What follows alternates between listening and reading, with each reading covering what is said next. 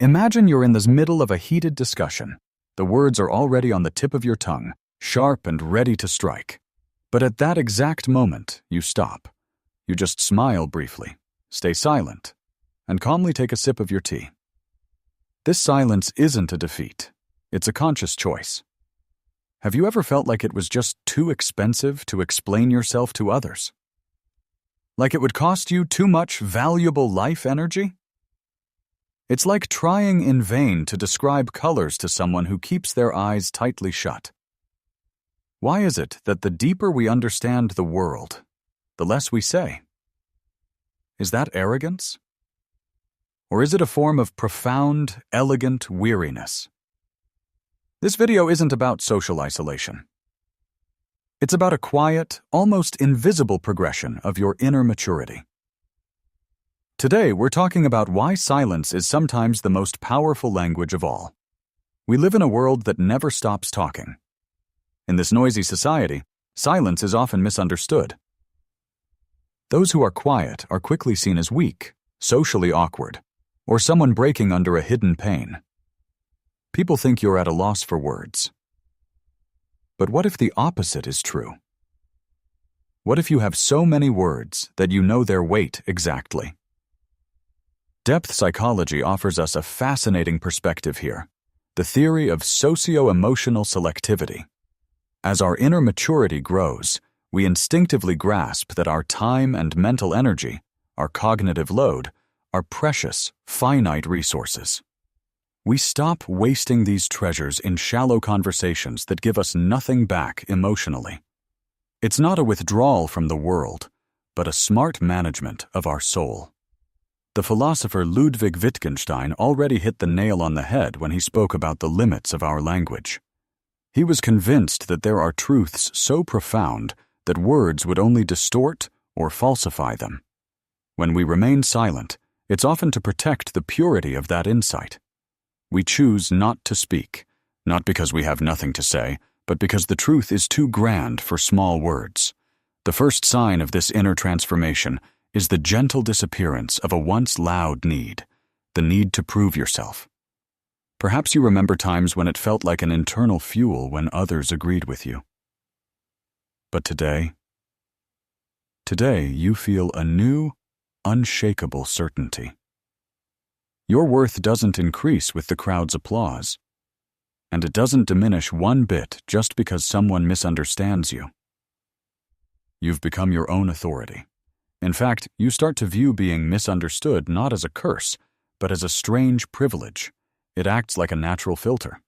Anyone unwilling to look beyond your silence, anyone who only sees the surface, simply isn't on your wavelength. Silence is the ultimate test for the depth of a relationship. Let's talk about Anne. Anne used to be the kind of person who filled every room with words. She had a justification for every action, an excuse for every mistake, always hoping to maintain harmony. But after a major professional setback, something strange happened. While everyone around her expected explanations, Anne remained silent. She suddenly realized that 90% of her previous words were nothing more than desperate attempts to control an image of herself in others' minds. An image she would never fully own anyway. In that moment of silence, nothing in her broke down. On the contrary, it was a liberation. And chose silence to finally reclaim the strength she had given away for years. Here we encounter the greatest paradox.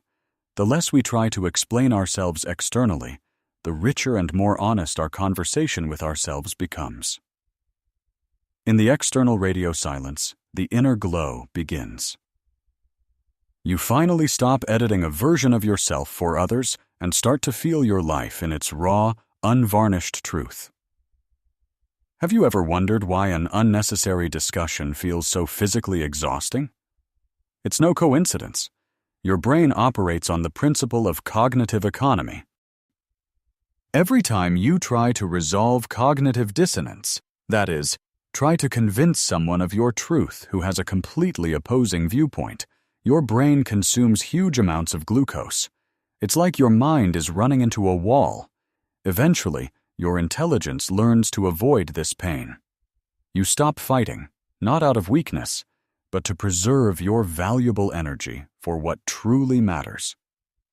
This shift is closely linked to what psychologists call the internal locus of control. In our younger years, we sought validation externally, like in a mirror. We needed the eyes of others to know who we were, but with maturity, this focus shifts. When your self-confidence comes from within, you no longer need the reflection in the eyes of others. Who you truly are is steadfast, even if no one in the room understands it. Here, your emotional intelligence reaches a new level of clarity. You recognize a bitter yet liberating truth. Most people don't listen to understand. They only listen to wait for their turn to speak. The moment you realize that the person across from you isn't seeking your soul, but merely a stage for their own ego, every explanation immediately becomes superfluous. Your silence, then, isn't a lack of communication. It's the highest form of self-respect. However, we must be careful. There's a dark side to silence that we mustn't ignore. Sometimes, falling silent isn't a choice of strength, but an unconscious withdrawal of the soul. It's important to understand the difference. Are you closing your heart out of pure maturity, or are you building walls from unresolved pain? Emotional distancing isn't a sign of growth if it stems from the fear of being hurt again. There's a crucial difference between protecting your own energy and what psychologists call the silent treatment. Healthy silence serves self-protection. It's peaceful and calm.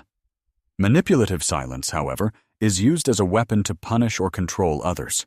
True maturity doesn't mean never speaking again. It means choosing more wisely to whom we offer our words.